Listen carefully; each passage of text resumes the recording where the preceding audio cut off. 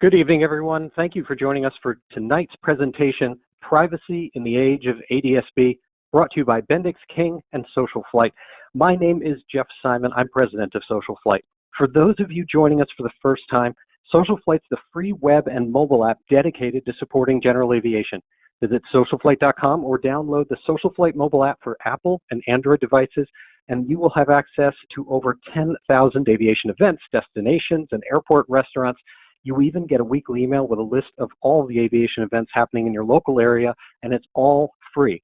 Our mission is to give pilots like yourselves more reasons to get out there and fly. Now, in addition to events you can fly to, we also have online events, which is why we are all here tonight.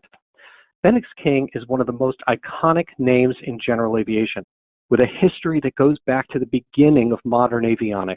As a part of Honeywell, they produce avionics for nearly every segment of aviation, including transponders and ADS-B products.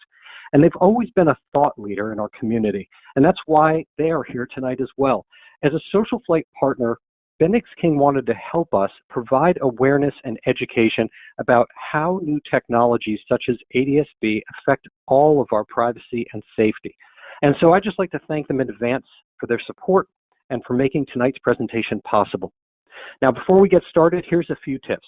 First of all, a recording of tonight's presentation will be available through SocialFlight.com and on SocialFlight's YouTube channel. Just search for SocialFlight on YouTube. And it usually takes about 24 hours for us to get that out, and we'll also send you a link by email after the presentation.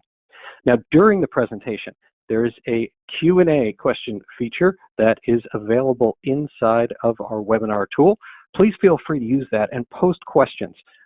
It may not be possible for us to get to all of those questions during it, but we're going to try to address them in 3 different ways. In some cases, we'll be looking at that and try to answer the questions as part of our presentation content. We will also have a session towards the end where we'll try to address some of those as much as possible. And for those of you that do not get your questions addressed, rest assured that we are keeping a record of that and who's asking them so that we can follow up afterwards and get your questions answered to the best of our ability. We'll try to see if some of the folks on the line from our panel can also help. And so we'll do our best. Please bear with us. And with that, let's get started with tonight's presentation.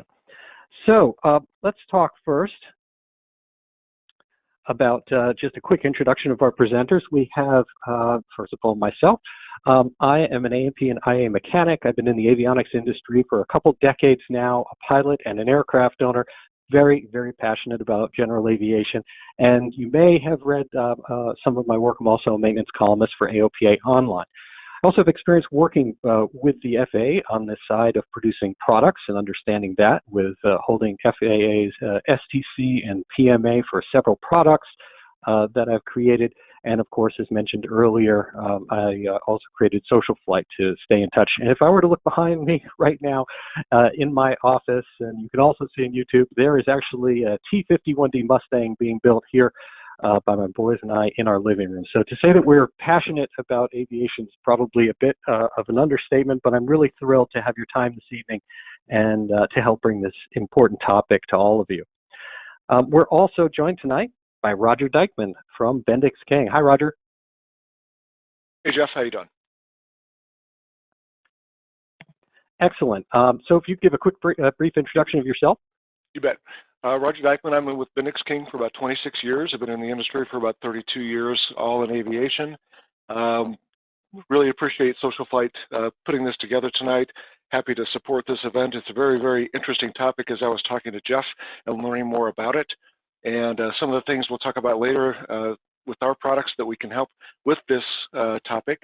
A little more about myself. I lead the Director of Product Management for BendixKing. And again, been with BendixKing for almost my entire career. So again, passionate about general aviation. Maybe not as passionate as Jeff. He's very into this, but certainly a part of my life and a part of my career. Excellent. Thank you so much, Roger. And Roger will be talking a little bit about how some of this technology directly can be implemented using the products towards the end of the presentation. We're also extremely fortunate this evening to have 3 individuals that are absolute experts in the safety and security of the programs that are in place with the FAA and DOT. Here we have Bill Blacker, who's the program management for LAD. Saeed Tamid, who is the PIA program manager, will explain all of this, and Frank Coyne as well, a program engineer and absolute expert from DOT's Volpe Center. Gentlemen, how are you doing? Doing great, thank you. We're doing okay, thank you. Good, Jeff, thank you.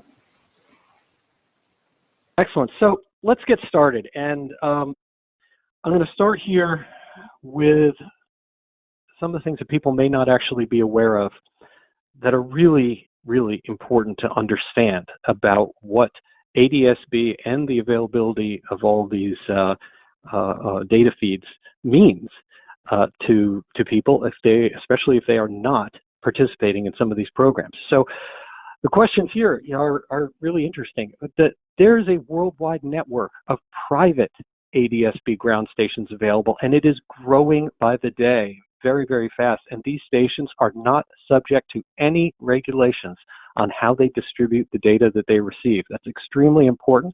It's something that we're going to talk about. And if you weren't aware of this, I'm glad that you're here joining us tonight. I'm not sure if you're aware, but I also discovered during this kind of investigative process for tonight's webinar that there are services you can sign up for to receive text messages with information not necessarily about every flight that you make of your own and stuff, but you can literally go out and track someone else that is no association with you whatsoever, put an N number in or an ICAO in or something like that, and be able to know and get a message anytime they take off, anytime they land, where they're going, and information like that. This is important stuff. And also that there are companies out there that are selling, I put in quotes here, competitive information on private flights of corporations and individuals, because this data that is out there is being used for their gain and for any purpose people want to put it to.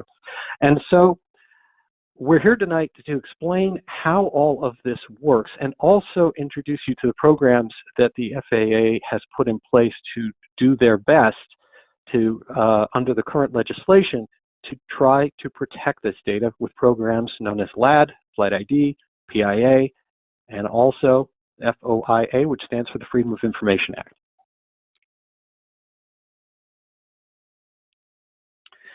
Now, when we talk about concerns about ADSB, there are many, many topics that come to mind.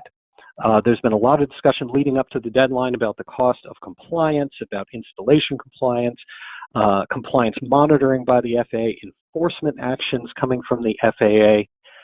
Those are all valid concerns and all things that could be webinars and topics unto themselves. What we would like to talk about this evening is public privacy.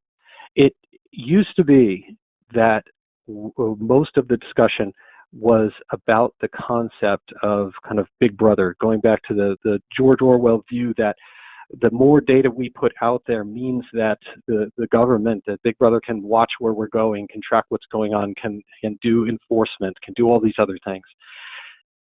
What has actually happened is that while those may be important concerns, what seems to not have been on the forefront of many discussions is not Big Brother watching, but it's actually anyone watching. And I think that's a very, very important concept, and it's the topic that I think we need to look at here, because that is the idea of anyone sitting at home right now with access to your data and do whatever they want to with it. And so that's really giving you a scope of what types of ADSB concerns we're going to focus on this evening. So let's start with an overview. ADSB has been around now for a while, and discussions and presentations on it are all over the place. So I'm not going to go into too much detail. But what really matters here is to give you a quick overview that obviously ADSB works through getting GPS position of the aircraft and then aircraft communicating to each other and also to ADSB ground stations or GBTs, and then sending that data to ATC.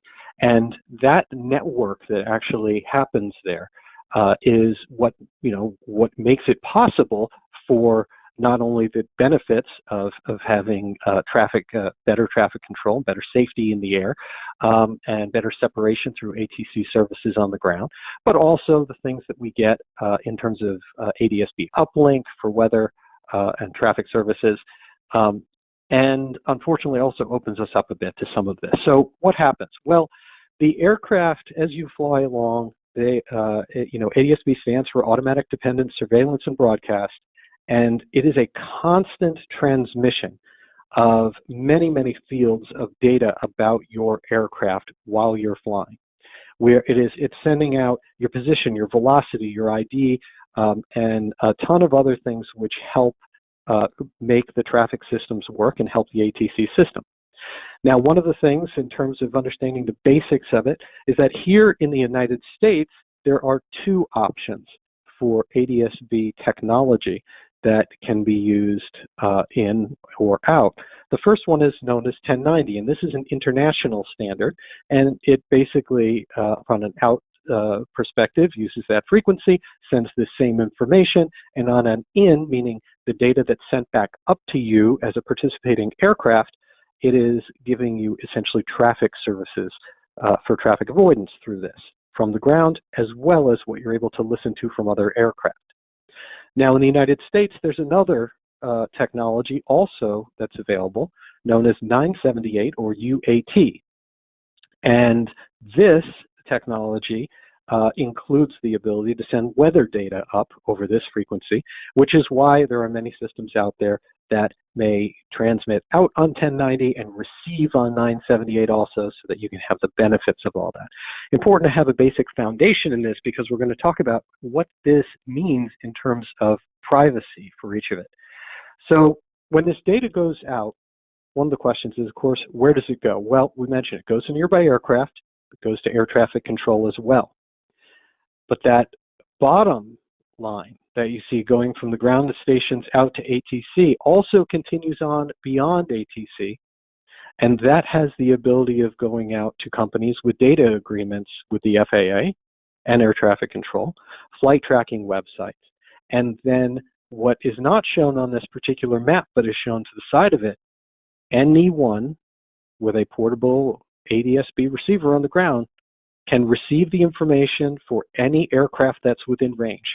That data that's being displayed and transmitted out is not encrypted in any manner.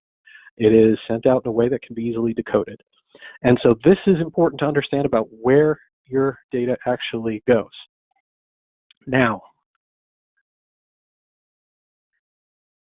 we talked about that in terms of the data going out. Well, up until, I believe it's 2016, there was a different system in place, ASDI, that sent out the data feed, and now we use a system known as the System-Wide Information Management, or SWIM network. And I'll certainly be asking some questions of our experts on that, because they are the absolute experts in this network. But SWIM is this delivery platform that sends all of this data, ADS-B data, as well as flight plan information and other data out to anyone that signs up for this. So who does it go to? It goes to airlines. They depend on the SWIM data for operations. It goes to large companies that turn into services for airlines. Entrepreneurs, and we'll come back to that one, seeking to develop innovative applications, foreign departments, defense, universities, research. The key here is the bottom one. Anyone can sign up for access to SWIM data. That's important. You or I can go and actually sign up to have access to their data, and there's an agreement that gets signed, and that agreement commits you to following some of the security rules in terms of people who are participating in privacy programs that we'll talk about. But that's the extent of it. If you are not participating in any of the programs that the FAA has to protect your privacy, then your data is completely open to anyone who gets this. And the kind of data that we're talking about here really is anything. Let's go to the next one real quick. So let's talk about what data happens here. Well, there's two types of information is one way of thinking of it. One of it is that from ADSB itself, you're directly transmitting the data we spoke about before, N number, flight ID, ICAO, all this data, as well as position, altitude, speed, etc. Now let's first talk about what those are. So we all know what our N number is. It's the registration number that we have on our aircraft, and it also is tied to an ICAO number. Now, if you go do a search on your aircraft in the FAA registry, you'll see a hex code which is issued as a Mode S code or labeled as something else. That is your ICAO identifier and directly ties to your N number of the aircraft, the registration information of the aircraft, everything that you can get to from that. Both of those things exist now in the ADSB data coming out. Now, if a company or an individual is also using a flight ID, well, then they can configure their transponder to use a flight ID, but it will still be sending out the ICAO identifier for the aircraft. Now, what's a flight ID? We'll get into the program, but essentially, in case you're wondering, a flight ID is when you're listening on the radio, you hear people talk about things, especially commercial operators. You'll hear, American, Delta, Waterski, any of these others that are out there. You get a name and a flight number instead of the registration or tail number of the aircraft. That's using a flight ID. And not only are they using that flight ID verbally in their communications with ATC, but they are also using that in terms of what's coming out of their transponder, of their ADSB system on the aircraft. They're also having the flight ID come out there. Flight schools sometimes use it, many other things. So we have directly transmitted data that goes out there. Now, in addition to that, the companies that are gathering this, websites or other companies looking to use this information for profit or for otherwise, they merge this data with all other sources to try to get anything they can. And if a quick search in the web, you can see that they're tracking origins and destinations, filed flight plan information, flight history, trends, pictures of your aircraft, statistics, registration information, tons of other stuff is being gathered and all mated to this ADSB data and made available to people. So a lot of data that's actually flowing into this. Now, we talked about the two different types of protocols or frequencies that are used in ADSB technology. The first one in 978 is really the only technology that has any inherent privacy option built into the technology itself. So if your ADSB transmitter is a UAT unit, then you have an option when you are not on a flight plan and not using ATC services to switch your unit into anonymous mode, where it does not transmit the ICAO indicator of your aircraft or your N number, or, well, there's no flight ID on UAT, but none of that personal information. It will actually do the equivalent. It actually sees the equivalent of 1200 on your transponder and sends out just the concept VFR, this anonymous aircraft. The challenges, of course, in having that apply to the rest of us is, first of all, UAT is not permitted above 18,000 feet or outside the United States. So if either of those things are things that you plan on doing with your aircraft or care if you ever have the ability to do, then UAT is an option. But if you ever care about that, you can't use UAT. And then in addition to that, there's no anonymity as soon as you start flight following, being on a flight plan, any IFR operations, all those types of things. So it's very limited in really what you can do. And even going up and essentially trying to be anonymous using UAT is not necessarily going to be all that successful. And I have a friend, for example, that lives on an air park, and they routinely have some people in neighborhoods nearby that aren't very happy about an air park being near their neighborhood. And so some people tend to look and try to identify whether aircraft are violating altitude restrictions or anything like that, and try to report them. Well, certainly that becomes something if they can easily see through either flight tracking or their own ADS-B receiver, they can now identify much more specifically exactly what altitude GPS position the aircraft is. And even when they're using UAT for anonymous, there are ways for them to identify what their aircraft actually is. And that's because when you start up a UAT unit, it doesn't instantly go into anonymous mode. It does send out who you are first before it then goes into stating VFR. So that's one way people can actually track it. And other ways is if they can just correlate and then be able to show that it was you, then there's a limited amount of protection. But again, even that amount of protection is only available to that limited group that's using that. So for the folks that are out there using 1090, the FAA, in October of 2018, when the FAA reauthorization bill came through, Section 566 of that bill had a section of right to privacy when using air traffic control system. And it basically says the administrator shall, upon request of a private aircraft owner or operator, block the registration number of the aircraft from any public dissemination or display, except in data made available to a government agency or non-commercial flights of the owner or operator. So this gave the folks at the FAA and DOT that are especially the individuals here to help us on this call, gave them the ability to create these programs. And the first program here is one called Limiting Aircraft Data Displayed. It's called the LAD program. If any of you on the call had participated in a previous program that was the Blocked Aircraft Registry or the BAR program, then this essentially is the same program, but it's been enhanced and it has a new name. And if you were participating in BAR, then your data, you are still blocked. You still have a blocked registration information record with the FAA.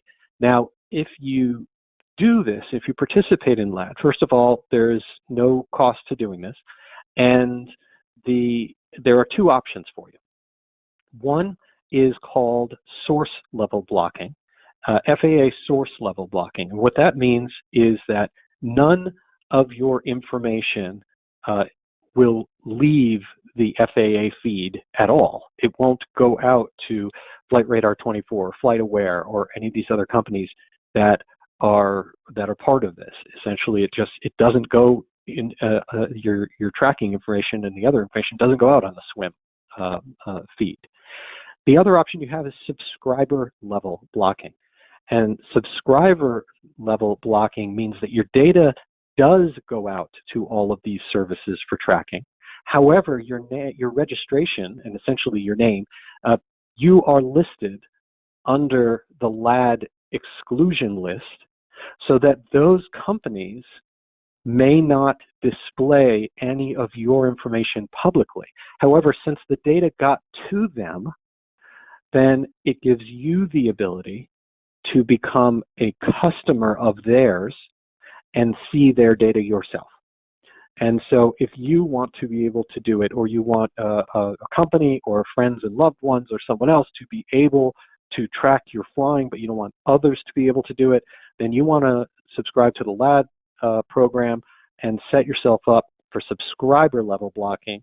The downside, of course, is that at least through most of the looking that I did, you're paying for those programs now. You're paying to have an account at some level with one of these tracking companies so that you can see, you can get these services. So it's kind of a little bit of a double-edged sword in doing that. Now, LAD requires those vendors that actually get data through the SWIM data to do the following things. They have to show that they will block your information from public display systems. They you can't show registration numbers, call signs, or flight numbers for anything that's on that LAD list. And they also can't track and display historical data.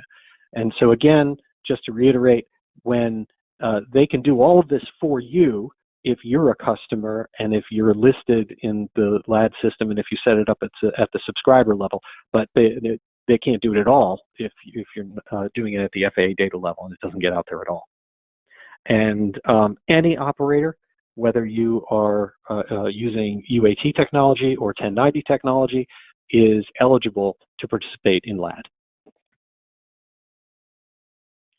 Now, LAD is just due to the laws and et cetera, LAD's not perfect. And that's because of what we talked about before, which is LAD can only do two things. It can control the data that goes out from the FAA on that SWIM network, and it can control to some degree, to a great degree, it can police those participating entities who sign up and get that data. If you sign up, even yourself, to get that SWIM data on aircraft, then that's when you're committing to the privacy of individuals that are listed, registrations that are listed in the LAD system. So if you're not getting that data, if you're getting that data elsewhere, then you as a company or an individual are not subject to LAD, and you can do anything you want to that.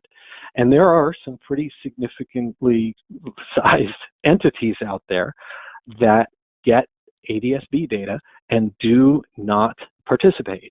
And so if you go out and take a look at places like ADS-B Exchange, you could just search on the web, you can find enormous amount of crowdsourced ADS-B data that has no obligation to block anyone who's done that, who's trying to protect themselves. So it's very important to certainly be able to participate and to do it, but it's not perfect because of what's going on here. One question that just came in, I think, is actually quite important now, and that is, what happens to this data if there's something like an emergency? Now, it's an excellent question, and we'll talk about it with both LAD and PIA, but the ATC still knows who you are, and access to your information is still available for law enforcement, and people can find out through all these programs. The entities that matter for your safety still know who you are, and that again becomes a double-edged sword, because in some ways that it certainly protects you, in other ways it prevents a little bit more of anonymity and data protection than might be possible otherwise. But it's important for us to have those services available. So it's really surprising how prevalent and how fast this non-regulated network for ADS-B receivers is growing. And it is growing so fast that there are many companies and areas out there. First of all, there are places that will show you very inexpensively how to build your own and then participate in the network. There are companies, like this came right off of Flight Radar's website, that you can sign up to either build your own or be able to host one that they will give you for free, depending, of course, I'm sure there's criteria. And if you do that, they'll give you a reason. They'll actually give you a special account. I have actually had a discussion with someone who was a pilot and participating in all this, who actually also has one of these at his house and contributes to this network. And I said, I'm curious, so you value your privacy, you're a pilot and an aircraft owner, you don't want people necessarily to track you. Why are you participating in gathering and disseminating this data that's exempt from LAD and privacy in general? And his answer was, well, the company then gives me premium subscription to all this data. So it's tough, because it's very enticing with the benefits that some companies will give people, even pilots, to participate in gathering data that is no longer controlled. each of the companies out there, whether they are participating, and I want to be clear, Flight Radar, Flight Aware, these are all companies that do participate with LAD. The one that does not was the ADSB exchange. But they do participate, but you'll notice even on the websites, they present the blocking options directly through them. And so you can actually see here that, blocking requests, they'll do their own update, and it's unclear to me. And a matter of fact, why don't I bring in for just a quick question, just in case, Bill Blacker from FAA's LAD program, do you happen to know whether participating partners that work with you send to you LAD requests somehow? No, normally they don't directly send them to me. They have the owners send them to me. And the reason why you have the 30 days, the reason why he has 30 days right there is because the LAD list gets updated on the first Thursday of every month. That's in the Federal Register right now. We're moving to start updating that more frequently. So implementation of blocking requests will start happening. Right now I'm doing it every 2 weeks. I hope to start doing it every week. And if automation works, we'll do it every day. But until we get officially, right now, 30 days. Excellent. Thank you. I appreciate that. I think, the other thing that, as I said, that's kind of important here is that the registering with LAD is something you do direct with Bill's organization at the FAA. That going through one of these sites, it is unclear, since they are not sending your data directly through to the FAA, whether or not they're just offering their own blocking service that only applies to themselves, or whether or not you're actually protected through LAD. And I think that's a really important thing to, if you're going to instead subscribe through a service to protect your privacy, that you should actually research that and find out what's actually, where that information is actually going. Yes? I'm sorry, Jeff, I want to go back to that last slide there. That service that he's offering, Flight Radar 24 Express service for blocking or selective blocking or unblocking for $500 per aircraft or 50, he's just doing it on his website. Okay, so thanks. That's really good to know, because that is, as we've said, so here, you've got $500 you're paying them, and it's only blocking it at Flight Radar 24 as far as we know, not getting you enrolled in LAD, not protecting you on any of the other sites that are out there. So that's definitely important.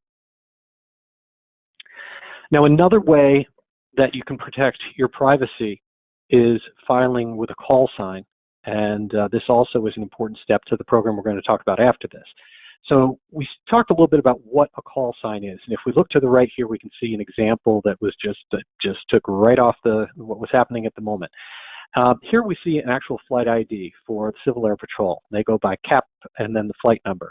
Anytime that you've got a flight ID, there's a few different components to it.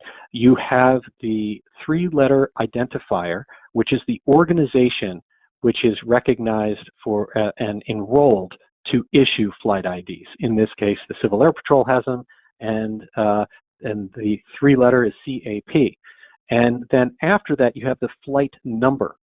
And that flight number changes for people can change it for every single flight. There are many different options for it.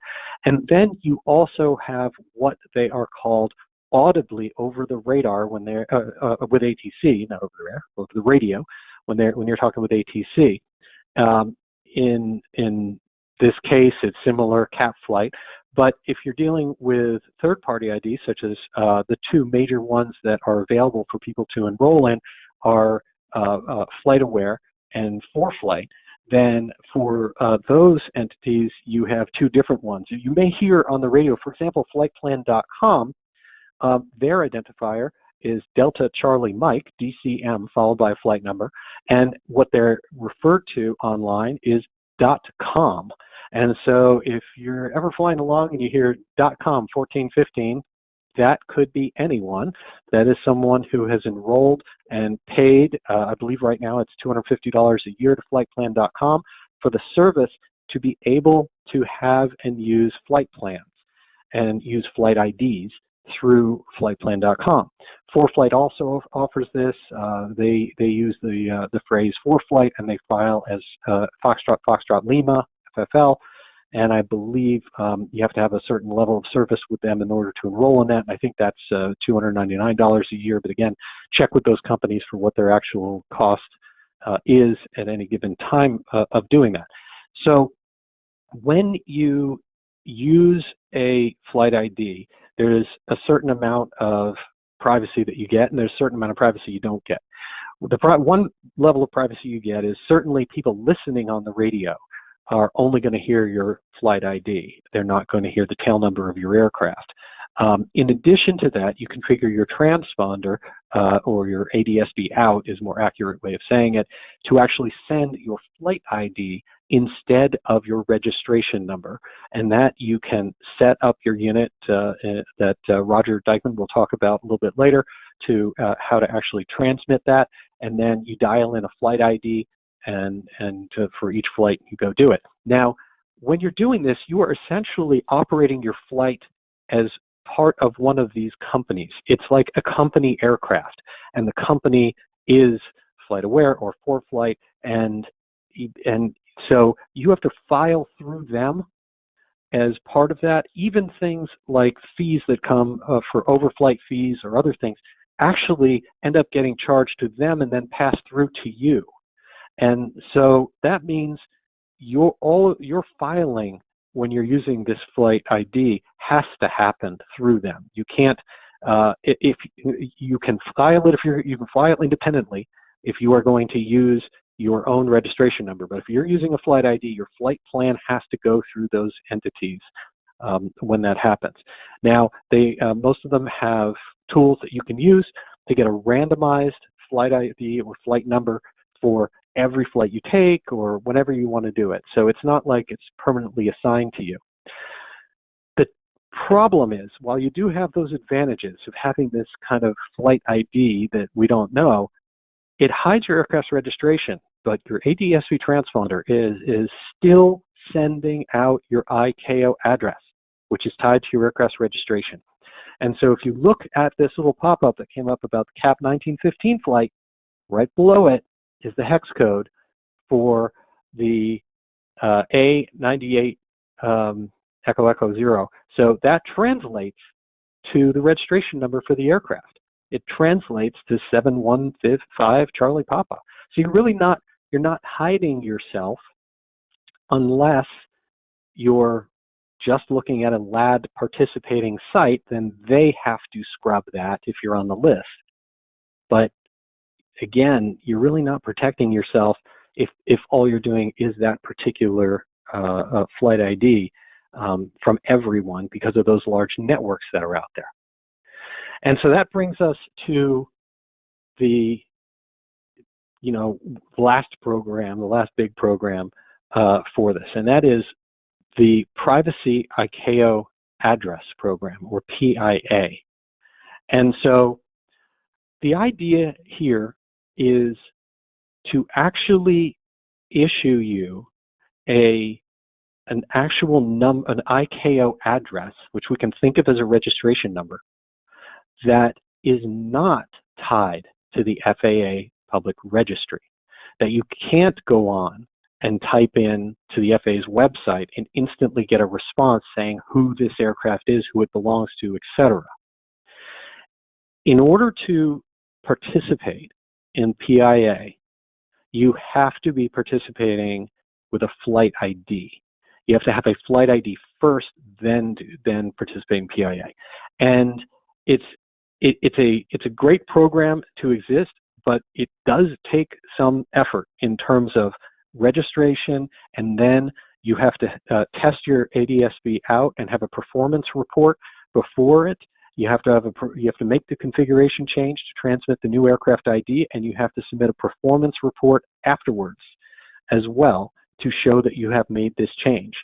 And then you can also continue to change as necessary and get different privacy ICAO addresses. But this is the best catch-all that exists at this point in time, because at least when someone gets the data that's being sent out from your aircraft, they can't instantly go and get that translated. And so that is, I think, a really important program, and it's evolving quickly. And this program at the moment is being administered by the folks at the FAA and DOT, and this particular program will be transitioned to a private outside corporation just to manage it at some point in the near future. And so right now, all we can say is that all I can say is it exists, and it is a free program now to participate in.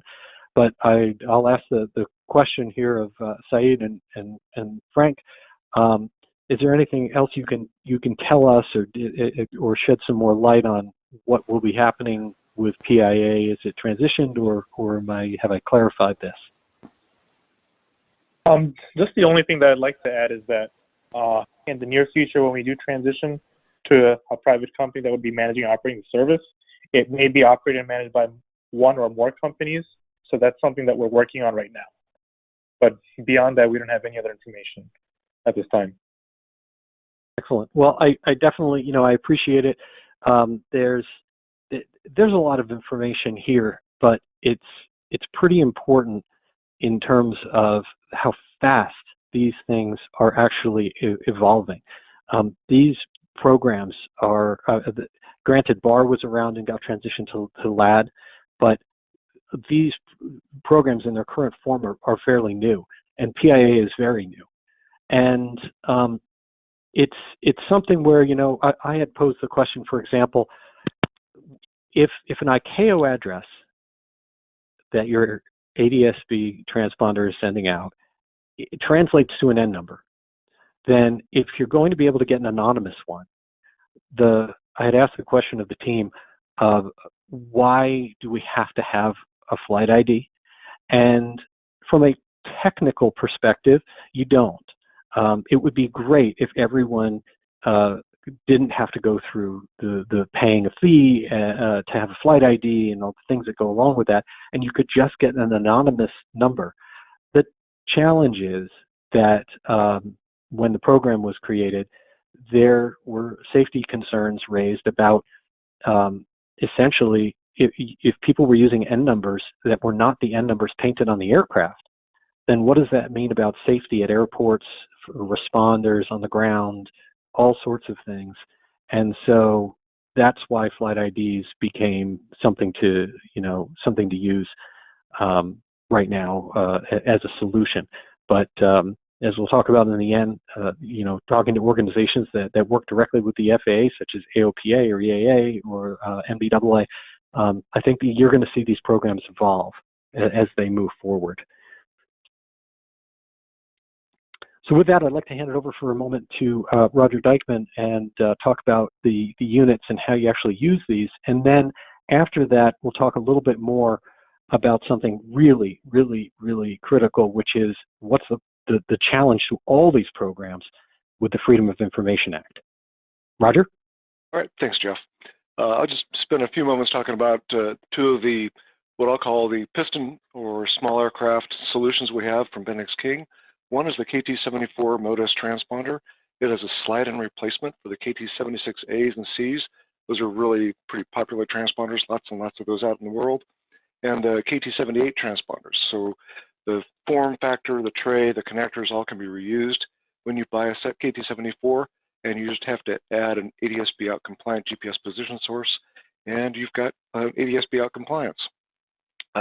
It does support easy flight ID entry through the function menu. You press the function button, and you can go through a series of key presses. The numbers are mapped to letters, and you can enter a flight ID very simply into the unit. You can also, as Jeff mentioned earlier, modify your ICAO code through the configuration menu. It's a little bit more complex to get into the configuration, but both of those are options with the KT-74.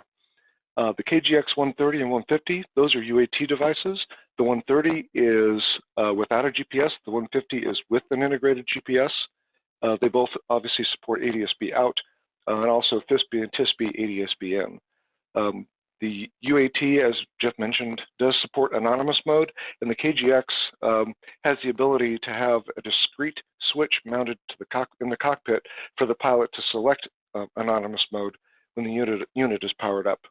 So easy access to that anonymous mode.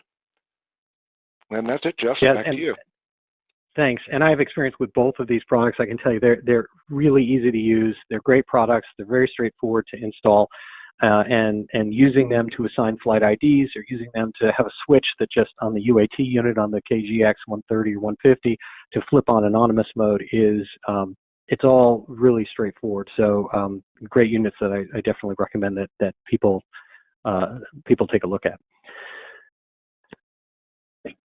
Now, quick overview. If we talk about those other programs, one of the things I want to explain is these each of the programs I talked about are you can participate in all of them at the same time. It's not one or the other or anything like that, but it basically kind of goes along that progression in terms of certainly participating in LAD and then using a flight ID, and then you have to have that flight ID to be able to be part of the PIA program in there. But at the end of the day, one of the challenges we all have right now is the Freedom of Information Act, because all of your information that the FAA has is subject to this law. And that means that anyone can write a letter as a Freedom of Information Act request and send it in to Bill Blacker's office, for example, and say, hey, I would like a list of all aircraft currently participating in the PIA program with their actual registration information and the assigned registration information. And as I understand it from the discussions with Bill, they have to respond to that request and send out that information. Is that correct, Bill? That's correct. Sorry, I'm underneath an airfield. Yeah, that's actually correct. I just had a Gila flying by. Perfect sound setting. And so that is, it's a challenge to, obviously, to privacy in general. If you can go through all of these steps to protect yourself, and then in the end, you can simply have to release this. And so you saw earlier, we said PIA can be changed. And Bill, well, actually, this goes to Saeed in your group. How frequently can someone change their private ICAO address? So currently, the program allows you to request a PIA no sooner than every 60 days. So you can hold on to your PIA as long as you like, but you just cannot request it any sooner than 60 days. Right. And I so think just to add to that, sorry to interrupt, just to add to that, if a FOIA request does come across, and we would give the user an opportunity to replace their PIA if we happen to basically, if it happened to be exposed, relative to the FOIA request. The other thing to add is, typically, if the PIAs are used exclusively for, private purposes, they don't have a business use, then typically the FAA won't release the information, relative to a FOIA request. If the PIA is primarily or exclusively used for only private purposes. okay, that wasn't okay. So that's a good clarification, because my understanding was that you could use the Freedom of Information Act to get pretty much anything out with that's being transmitted. And that's obviously important if you're able to filter that somewhat. I think it's important for everybody to understand what kind of data is really out there, because theoretically it's some pretty critical stuff. When we talk about data, we've been talking about what your aircraft transmits on ADSB. We talked a little bit about what's going out on the SWIM network as well. And that data that's coming out, for example, on the SWIM network includes all of your flight plan data. So let's follow that thread for a minute. That means it includes the information about your origin, your destination, your plan for your flight, your fuel on board, number of souls on board, which is important if someone wanted to know whether you had passengers with you when you were doing that. Also, the name of the pilot involved, and very importantly, Field 18, which is the remarks section. And the remarks section matters in some interesting cases.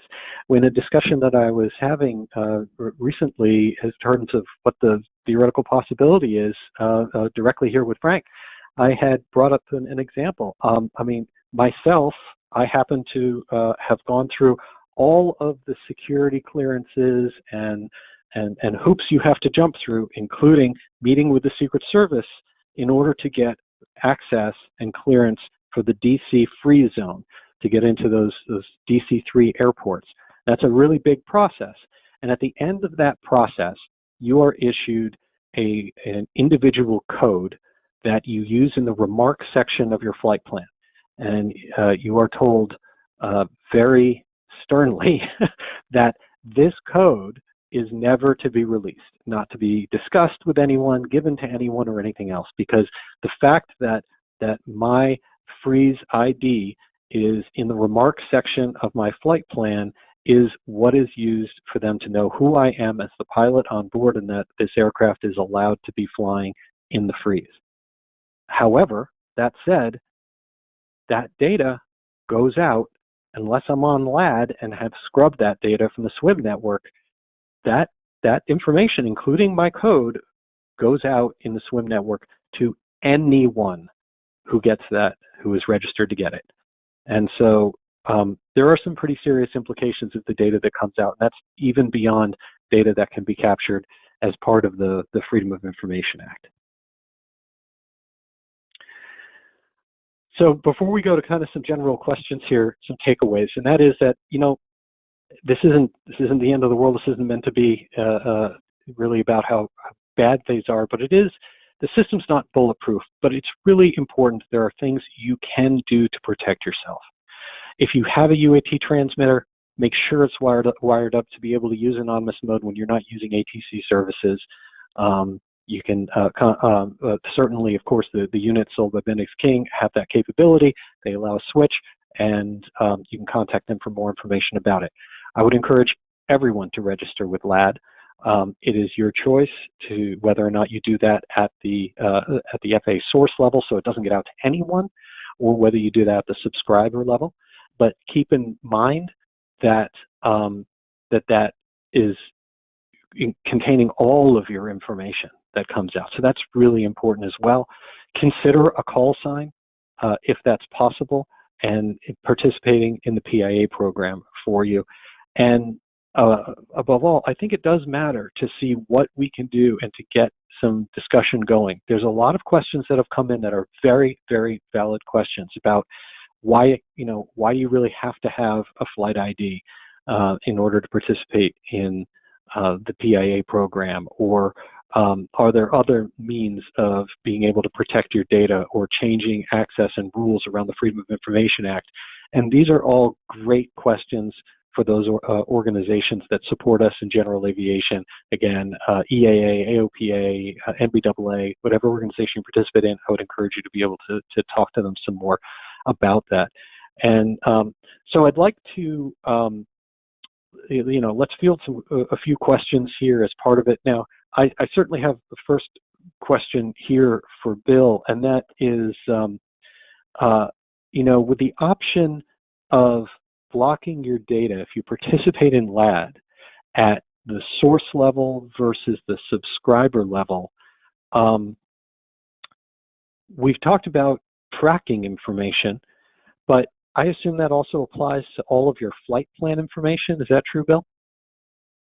Yes. The vendors that provide the services will provide you all the data that you would want out of your aircraft. They're just not displaying it publicly. Okay, and if I block it at the source level, though, it's not going to it's not going to send any swim data at all on me out to, like, not No. just the flight awares and the other guys, but it's not going to get out to anybody. Is that correct? Well, that's you get back to your ADS-B thing. It'll mean that the FAA is not going to transmit your data over the FAA data systems to anybody who's connected to the swim data feed. If your data's out there in ADS-B, it's out there in ADS-B. Got it. But at least your flight plan information, personal information that's on your flight plan that you file, your remarks section, the pilot on board, and all that, at least that stuff will be getting out.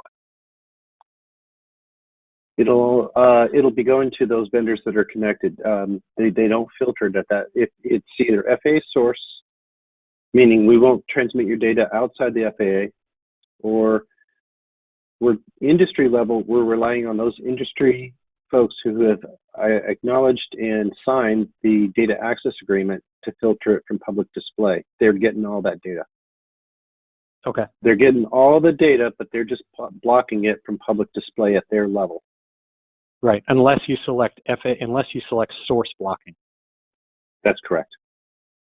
Okay, so that's definitely something I would encourage people to consider, how much it matters to you to be able to track your information.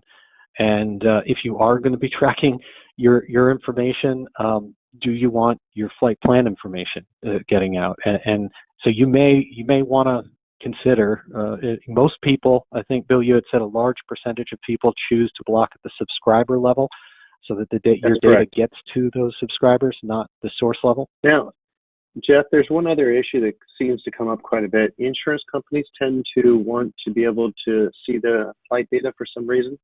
I don't know why that is, but I do hear a lot of people say, hey, I got to be at the industry level so my insurance company can see what I'm doing. I don't know what the story is behind that, but that's something I see happen quite a bit. Or they choose to unblock their data completely because of an insurance issue. Fascinating. So I think that's something that we'll look into following this call. As all I can imagine is my mind is spinning on that perhaps that has a lot more to do with businesses or flight schools or things like that, but who knows? And that brings up an interesting, we did get a question, what about people who are part of a flying club or part or something like a renter? And all of the information that we're talking about here is information particular to the aircraft is for these programs. Is that correct, Bill? That's correct. I would say that one of the biggest areas that I see the most concern about coming for as far as the LAD program is corporate companies that are flying their jets for business purposes and trying to avoid corporate espionage. Yeah, and that's, it doesn't take much searching on the web to find companies out there who are happy to sell for large sums of money. I don't know whether the legal term would be espionage or not because it's legal, but the bottom line is they'll sell a report on competitors that'll tell you where every one of your competitors' aircraft is going, who's in that area, when they're in the air, when they're going, all sorts of information for tracking. I'm sure that it also gets used for perhaps personal legal issues, all sorts of stuff when your data's out there. And we certainly did get at least one question from someone asking, why is this so bad? And I'd like to just kind of address that by raising the corollary of what this would be like in the rest of the world. When you think about this, the idea that you could hear a car go down your street or see someone go by and think to yourself, I wonder if they were speeding, or that car was loud, they kind of annoyed me late at night, and then automatically look up and find out who owns that car. What car was that? I didn't even have to see the license plate. I can just look online. Who drove down my street? How fast were they going? Who owns that car? And then correlate it with pictures of that car. Who's usually driving that car? Perhaps all sorts of other information attached to it. I can't imagine that people in the non-aviation world would tolerate that public access to their private information for a minute. It is, it's always great the idea that if someone's doing something wrong, that you would have access to that and be able to protect yourself. But when you think about your own access out there, people are usually not quite as friendly to the idea of having their information. So these are very important programs, and I think it's important to be able to do that. So let's take a look and see whether we have some other questions that have come in that would apply as we move on beyond this. I'm going to first put up this slide, which gives everyone contact information so that you can put this on as we go through our questions. And then also, I'd like to note that, again, a recording of the presentation will be available on YouTube, so you can get more information about it. And of course, you can reach out to contacts here for it. So now, some questions have come up. People have asked about this data. State agencies, they have access to this data, and my understanding, Bill, is that, and also Saeed and Frank, that state regulatory agencies or anything like that, and whether it's law enforcement or not, they're not subject to LAD. Is that correct? Well, the state agencies and government aircraft, military aircraft, they go through our security office, which is referred to as AGR2, and they have a separate filtering file. DoD is wrestling with this issue very much too, because their aircraft are coming up on websites, but they have a separate, what's called sensitive flight filtering file. But it is an issue for them as well. What about the other side of it, which is, obviously, when you're registered with LAD or PIA, then your information doesn't go out to these private individuals or companies, but of course it's still available to the FAA.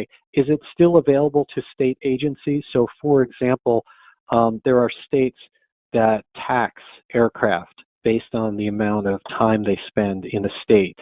And would those agencies be able to have access to all of the data from the SWIM network to be able to say, oh, we've now seen how often this aircraft has been in this state, and we can start using it for those purposes. Do they have access, or are they exempt? Can't see it?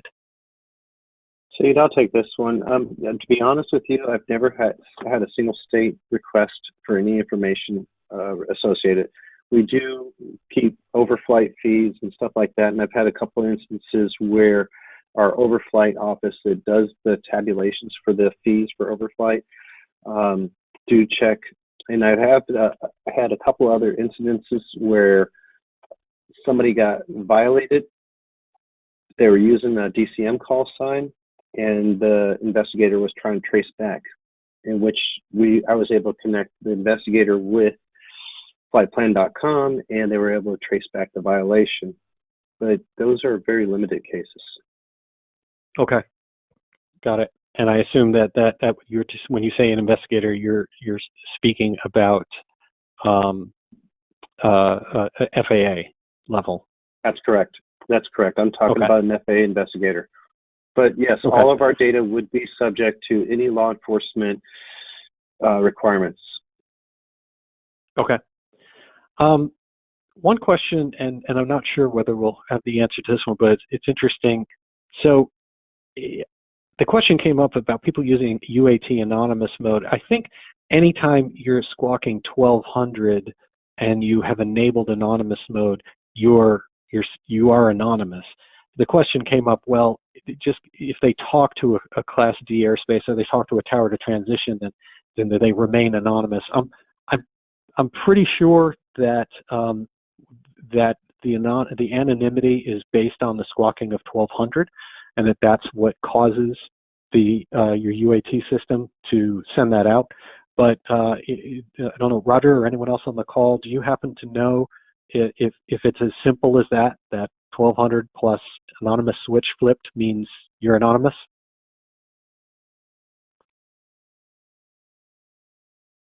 I'm afraid I don't know off the top of my head, Jeff. Okay, so we'll follow up with that one. That's no problem. But I think we've got I think we've covered most of the things that have come in, and we're at the end of our time. So I would just like to again thank all of our panelists for joining us. I really, really appreciate that. Bill Blacker, Sayed Tamid, Frank Coyne, and especially BendixKing. We wouldn't be having this webinar this evening if it weren't for their commitment to general aviation and really to helping everyone see issues like this so that we can do the most we can to use these avionics in a way that gives us both the safety and security of traffic avoidance and weather, but also help protect our privacy. And so for any more information, Roger's email address is here.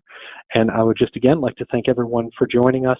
Be sure to check out SocialFlight.com, especially since we will have follow-up webinars with more information like this coming, and it's the best way to be advised of that so that you can join us. If you've submitted any other questions, we'll do our best to get those addressed as well. So until next time, thank you so much to all of our panelists. I'm Jeff Simon. Blue skies.